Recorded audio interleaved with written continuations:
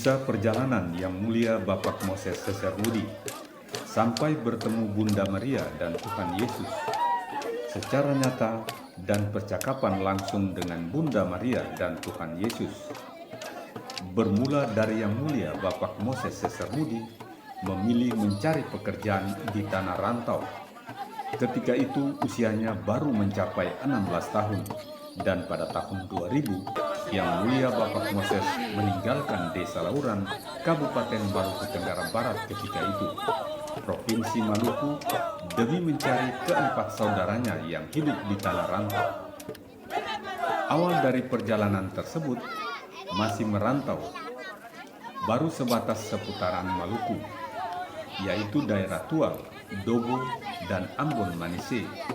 Setelah itu Yang Mulia memilih berpindah mencari pekerjaan di daerah Papua, yaitu Kaimana, Fakfak, dan Provinsi Papua Barat Daya Ibu Kota Sorong. Setelah sampai di Sorong, dia bekerja di salah satu toko, yaitu Toko Makmur Abadi. Setelah dia bekerja di Toko Makmur Abadi kurang lebih 1 tahun lamanya. Pada tahun 2003, Yang Mulia Bapak Moses Sesermudi berjumpa dengan Bunda Maria. Dalam perjumpaan tersebut, Bunda Maria menyampaikan kepada Yang Mulia Bapak Moses Sesermudi untuk mencari sesuatu, yaitu goa yang sudah terlupakan atau sudah tidak difungsikan lagi, dan harus berpuasa sambil novena kurang lebih 171 hari lamanya, baru bisa menemukan goa tersebut.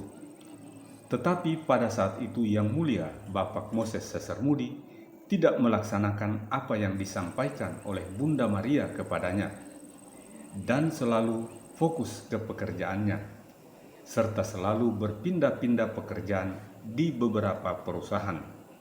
Bahkan memilih menjadi ojek biasa dan selalu mengkonsumsi minuman keras atau hidup di dunia gelap pada waktu itu.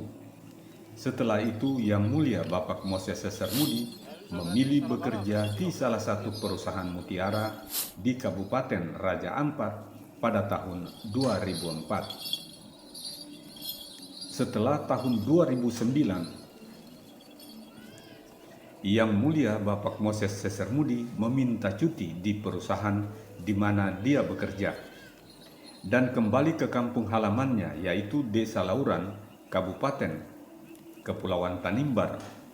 Setelah tiba di Desa Lauran kurang lebih 4 bulan lamanya, tepat pada bulan puasa menyongsong Hari Raya Paskah. Kemudian, tepat pada hari Jumat sore menjelang malam, disitulah kembali perjumpaan Bunda Maria dengan Yang Mulia Bapak Moses Sesermudi, tepatnya di rumah Yang Mulia Bapak Moses Sesermudi. Dalam perjumpaan tersebut, Bunda Maria menyampaikan kepada dirinya bahwa aku ini adalah ibumu yang selama ini engkau tanya,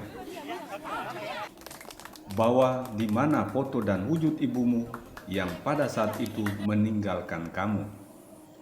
Semenjak usiamu baru 2 bulan pada waktu itu, dan mulai hari ini engkau tidak perlu bertanya lagi atau mencari lagi, karena aku ini adalah ibumu yang sesungguhnya, yang selama ini engkau selalu bertanya-tanya. Dan hari ini engkau harus meninggalkan hal-hal duniawi atau dunia kegelapan, serta engkau harus bernovena dan berpuasa, karena mau memberikan sesuatu kepadamu dari Bapa, yaitu kunci yang bukan dariku, tetapi dari Bapa kepada kamu. Ketika engkau mengikuti apa yang disampaikan, maka akan diberikan kepadamu. Dan harus berpuasa serta novena, barulah engkau mendapatkan sesuatu, yaitu tempat yang sudah ditinggalkan atau tidak difungsikan lagi, yakni seorang perempuan yang bukan seorang putri dan bukan seorang raja atau seorang bangsawan biasa. Dan mau bilang ratu pun tidak, tetapi dia memiliki kuasa yang begitu besar, dan tidak ada yang punya kuasa lebih daripadanya melainkan Bapa. dan tidak ada seorang pun yang bisa menyentuhnya, karena Bapa sangat menyayangi dia dan selalu melindunginya. Serta siapa saja yang mau meminta kepadanya, dan pasti diberikan atau dikabulkan. Dan banyak orang pun memakai namanya serta anaknya untuk mendapatkan hal-hal duniawi dan lain sebagainya, serta memakai nama bapanya selama ini, dan banyak yang tidak mengetahui tentang hal itu. Dan semua orang sangat menghargai bapa dan perempuan itu, atau ibu itu, serta anaknya satu-satunya. Dan ketika engkau mengikuti atau melaksanakan apa yang sudah disampaikan, maka engkau akan mendapatkan apa yang sudah disampaikan kepadamu. Seperti perempuan itu, dan bapa itu, serta anak itu. Dan kalau engkau sudah menemukan sosok ibu itu dan bapa itu, serta tempat itu, maka engkau akan mengerti tentang semuanya yang tidak pernah engkau mengetahuinya, dan nanti akan tahu. Karena tidak semua orang atau satu pun yang mengetahui tentang seperti apa yang akan engkau mengetahuinya. Dan engkau tidak boleh memikir tentang kehidupanmu atau masa depanmu, karena semuanya sudah disediakan kepadamu sesuai kehendak Bapa.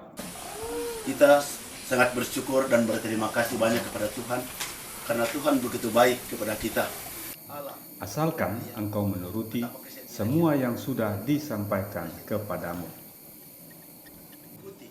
Jika engkau tidak menuruti apa yang sudah disampaikan, maka engkau akan mendapatkan teguran dalam bentuk apa saja. Dan itu sangatlah berat sekali teguran itu. Dan jikalau teguran itu terjadi kepadamu, maka engkau jangan bertanya-tanya kepada siapapun, dan bertanyalah kepada dirimu sendiri, karena itu bukanlah kehendak ibu, tetapi itu kehendak Bapa sendiri. Ibu pun tidak mengetahui tentang hal itu, seperti Bapa menyampaikan hukuman yang akan diberikan kepadamu.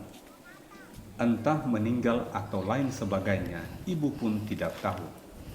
Karena itu adalah kehendak Bapa, dan Bapa saat ini yang mulia Bapak Moses Sesermudi menyampaikan kepada Bunda Maria bahwa ibu, bolehkah memberikan waktu untuk saya memikirkan dulu?